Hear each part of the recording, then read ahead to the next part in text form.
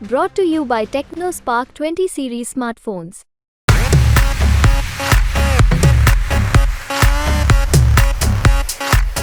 26 kilo heroin बरामद हुई थी एक व्यक्ति के यहाँ से, और उसके कंपाउंड में विजेंदर जी की वाइफ की गाड़ी खड़ी थी। उनसे सवाल जवाब भी हुआ उस केस में, फाइल है उस केस की। वहीं बीजेपी जिस तरह से चुनाव प्रचार कर रही है कि वो जिस 400 पार का वो नारा दे रहे हैं, क्या लगता है कि अब की बार वो पार कर पाएंगे?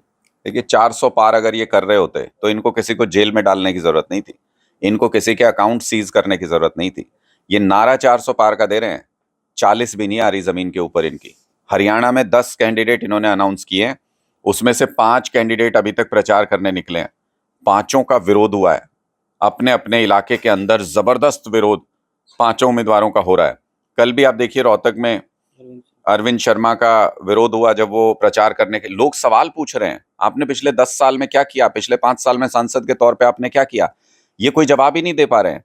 तो जिसको जमीन पे जो प्रचार करने तक नहीं जा पा रहा, उनकी क्या आज के दिन में स्थिति है, इसका अंदाजा लगाइए। 40 सीटों के लिए भी संघर्ष करना पड़ेगा भारतीय जनता पार्टी को। जिस उत्तर भारत को ये अपना गढ़ बताते थे, वो पूरा स्वीप हो रहा है इस बार। इंडिया गठबंधन बनने के बाद से सारे चुनावी समीकरण पलट गए।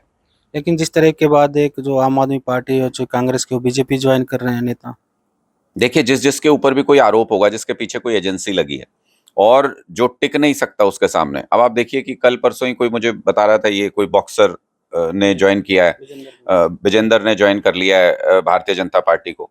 किसी ने ये खंगाल के नहीं देखा कि अभी पिछले दिनों में खबर आई थी 26 किलो हेरोइन बरामद हुई थी एक व्यक्ति के यहाँ से, और उसके कंपाउंड में विजेंदर जी की वाइफ की गाड़ी खड़ी थी। उनसे सवाल जवाब भी हुआ उस केस में, फाइल है उस केस की। जिसकी भी कमजोरी होगी, जिसके खिलाफ कोई इस तरीके का मामला होगा और वो डर जाएगा, तो वो भारतीय जनता पार्टी में जाएगा। आज के दिन में बीजेपी की फुल फॉर्म भ्रष्टाचारी जोड़ो पार्टी हो गई है पूरे देश के अंदर। पूर्व से लेके पश्चिम तक, उत्तर से लेके दक्षिण तक जितने भ्रष्टाचारी हैं, मोदी जी कहते हैं ना कि मैं किसी भ्रष्टाचारी को नहीं छोड़ूंगा, किसी भ्रष्टाचारी को नहीं छोड़ूंगा। उनका मतलब ये होता है किसी भ्रष्टाचारी को नहीं छोड़ूंगा, सबको भारतीय जनता पार्टी में ले आऊंगा। तो ये भ्रष्टाचारी जोड़ो पार्टी हो गई है। जितने भ्रष्ट लोग सारी पार्टियों में, सारे भारतीय जनता पार्टी में जा रहे हैं। इससे चुनाव में इंडिया गठबंधन का पलड़ा और भारी हो रहा है। इससे लोगों को पता चल रहा है कि जो लोग भारतीय जनता पार्टी के इतने अन्याय और अत्याचार के बावजूद, एजेंसियों के दुरुपयोग के बावजूद भी अपनी जगह पे टिके हुए हैं, इसका मतलब वो ईमानदार लोग हैं, इसका मतलब वो संघर्षशील लोग हैं।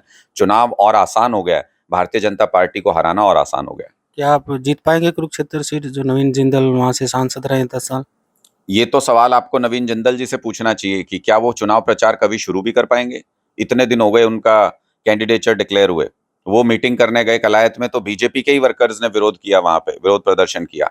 भारतीय जनता पार्टी के वर्कर भी ये कह रहे हैं कि कल तक जिसको हम कोयला चोर के नारे लगा रहे थे जिसके खिलाफ, आज अचानक उसको कोहिनूर कोहिनूर कैसे कहने लगे। तो भारतीय जनता पार्टी के वर्कर जब उनको एक्सेप्ट नहीं कर रहे, जनता कैसे एक्सेप्ट कर लेगी। इन्होंने बेवकूफ समझ रखा है हरियाणा की जनता को। किसी को भी लाएंगे मुख्यमंत्री बना के, पहले खट्टर साहब को हरियाणा के सिर पे थोप दिया, फिर नायब सैनी जी को अचानक से मुख्यमंत्री बना के हरियाणा के सिर पे थोप दिया। अब ये जिसको कोयला चोर कहते थे प्रधानमंत्री, जिसको सबसे बड़ा लुटेरा कहते थे मोदी जी, अब उसको ये कैंडिडेट बना के कुरुक्षेत्र की जनता पे थोप दिया। तो ये जनता को मूर्ख समझते हैं। जनता इस बार इनको अपने मतदान के जरिए जवाब देगी। जेल का जवाब वोट से दिया जाएगा। ये अब की बार लोगों ने तय किया है कि अगर आप बेकसूर अरविंद केजरीवाल जी को उनकी ईमानदारी की सजा दे सकते हैं, उनको जेल में डाल सकते हैं, तो जनता इसका जवाब देगी कि आपकी वो सारी शक्तियां छीन लेगी जिनका अहंकार आपको हो गया है, जिनकी वजह से आप ऐसा कर रहे हैं।